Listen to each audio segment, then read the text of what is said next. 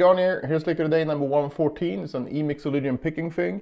As usual, I'm going to play it once slowly and then break it down. And then after breakdown, I'm going to show you some practice tips that you can apply to this lick and pretty much anything else you're working on. So stick around for that. We start on the A string on the 14th fret.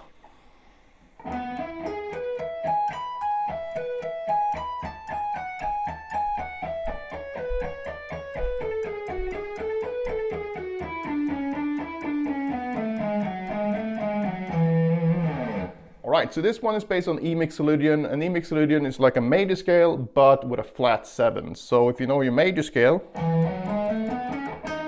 and you can count to 7, 1, 2, 3, 4, 5, 6, 7, then you just take that one and flat it, which means that you put it down 1/2 step. Which gives us this sort of semi-dominant bluesy, major bluesy sound. We start here with an E major arpeggio. So that's going to be 14, 19, 18, 16, 17, 16, 19.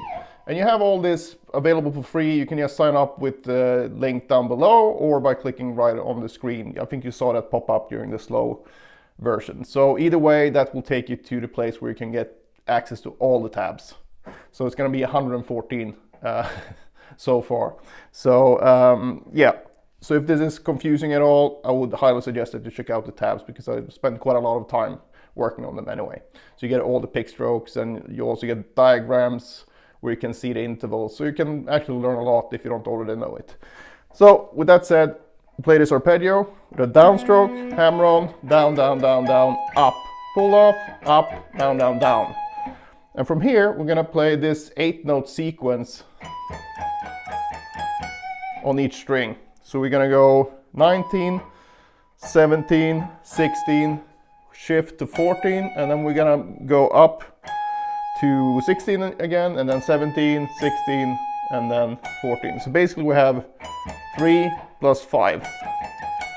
And the different thing here is that we're going to actually end up with an upstroke on the downbeat. So I constantly talk about this, that it's a good idea to work on your alternate picking stuff starting with a downstroke and an upstroke, and that's because of situations like these where you might be more comfortable starting this sequence with a downstroke, but now if you want to play it the way that it's written, you kind of have to start with an upstroke because we're coming from this sweep arpeggio. So that's the first sequence, and then we'll go down to 17, 15, 14, and then down to 12, and then do the 5 thing again. So, and then we're gonna go to, let's see, 14, 13, 11. But now, instead of going down, which you could do if you want to make up another sequence, you can just keep on going. But the way that I did it here, I went up instead. So we get some variety in the middle of all this. So basically you have 3 notes going down, doing the 5 notes, and then you have another 3 notes going down, another 5 notes, and then we have another 3, but now we go up instead. So we get 13, 14, 16. Still do 5 notes though, so essentially the same sequence, but this sequence can either go or. So I would highly suggest that you try this when you practice it later, but I'm going to share some of that stuff in the practice section. So anyway, we have, and then we continue to 16, 14, 12, shift down to 11, and then the final group is going to be 14, 12, 11, shift down to 9, and then we end up here with an upstroke. You could also go if you want. Probably easier actually, but I did it here. So either way works. If we do the whole thing again from the beginning.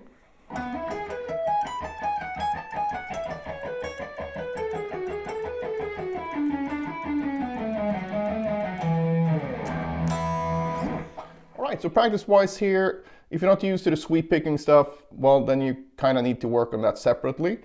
But if you're used to that, even if you're used to, doing sweep picking and alternate picking, you might not be used to doing it together. So in that case, I would start on the 3-string thing here and connect that with, because that actually ends up being the correct pick strokes, because we're coming from here. So this, we'll start with an upstroke. So we go up, pull up, down, down, down, and then you can play the picking sequence. And then repeat that. So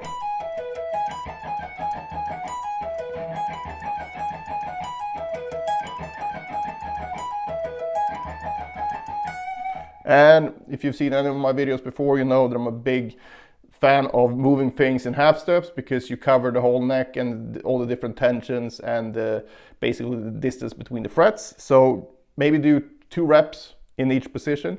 You can just as well start here and just build your way back down and then back up again, and then maybe work yourself up to the highest position available here. That would be on this guitar. If you have 24 frets, you have 2 more positions to go. So that's a very effective way of practicing. And then you can also set that as a goal when you practice. So if you want to work on this transition, you can work on this and make sure that you do it twice on each fret, maybe up and down the whole fretboard.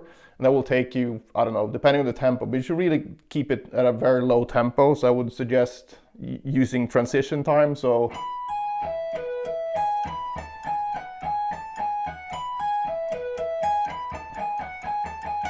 if you don't know what transition time is, check out the first Alternate Picking Monday series. That's where I talk about transition time. It's a very, very important practice technique. So I would do that all over the fretboard, and then however long that takes, that's what it takes. And then you can sort of check that off for that day. And then you keep doing that until you start feeling more comfortable. And there's no real time frame for that, because it's all going to depend on what you've done before and, you know, how much time you can spend on it overall outside of working on this lick. But it's always good to have some sort of milestone to shoot for when you practice. Because if you just sit there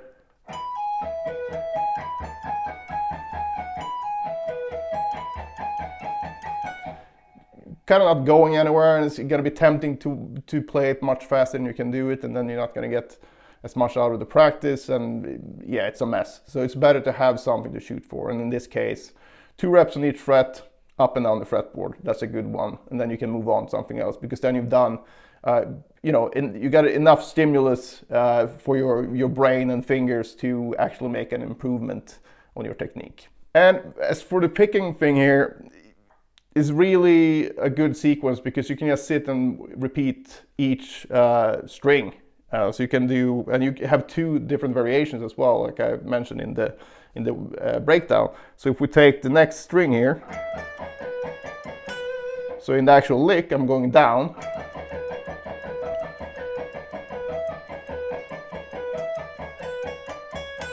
Like that, but you can also go up instead.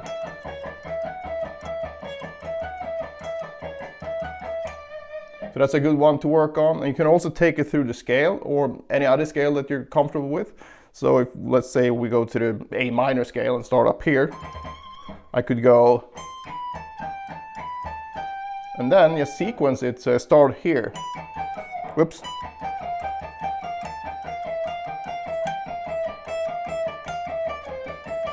So what I'm doing here, I'm actually restarting. So I go 1, 2, 3, shift 1, 2, 3, 4, 5, and then I restart the 3 where I did the group of 5. So 1, 2, 3, 1, 2, 3, 4, 5, 1, 2, 3, 1, 2, 3, 4, 5. And that works that way as well. So if you start down here,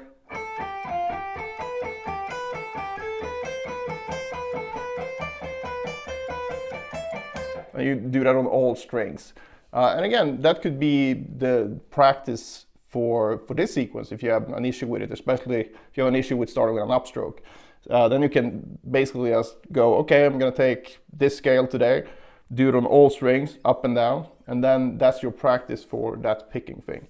So this is if you actually have a problem with it, right? Because if you can just whiz through this, it's not going to give you as much improvement. So make sure that it's actually something you have some problem with.